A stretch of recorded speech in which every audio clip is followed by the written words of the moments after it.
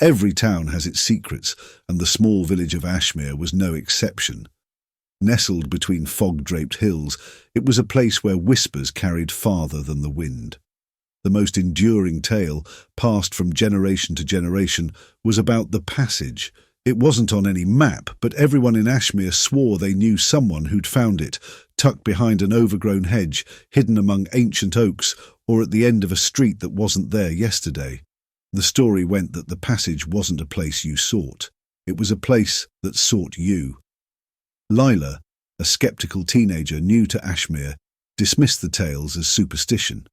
She'd heard enough about haunted woods and cursed landmarks to last a lifetime, but when her dog Max darted off during an evening walk barking madly, she found herself chasing him into the dense whispering trees. The air grew colder the deeper she went.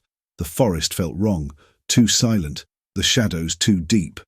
Then she saw it, an archway of gnarled branches twisting unnaturally, forming a doorway that shimmered faintly in the twilight. Max stood at its threshold whining. "Max, no!" Lila called, but the dog disappeared through the arch. Heart pounding, she followed. The world beyond the passage wasn't like Ashmere. It was muted, colourless, the sky an oppressive grey. The air hummed with a low, constant vibration that prickled her skin. Buildings stood at odd angles, their windows dark and hollow. There was no sign of Max. "Hello?" she called, her voice swallowed by the eerie quiet.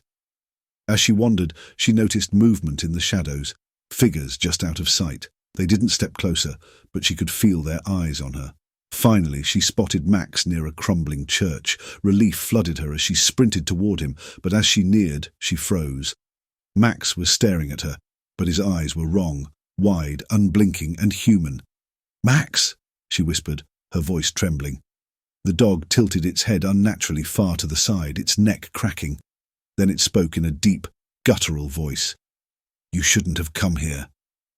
Lila stumbled backward, but the shadows began to coalesce, taking humanoid forms with elongated limbs and featureless faces. They moved toward her, whispering in a language she couldn't understand. Panicking, Lila turned and ran, retracing her steps through the desolate streets, the whispering figures in pursuit. She threw herself through the archway, tumbling into the forest. When she looked back, the passage was gone, but so was Max. Days turned into weeks, and Lila couldn't escape the feeling that she was being watched. Sometimes at night, she heard whispers outside her window, and a familiar, guttural voice would say, "You shouldn't have come here.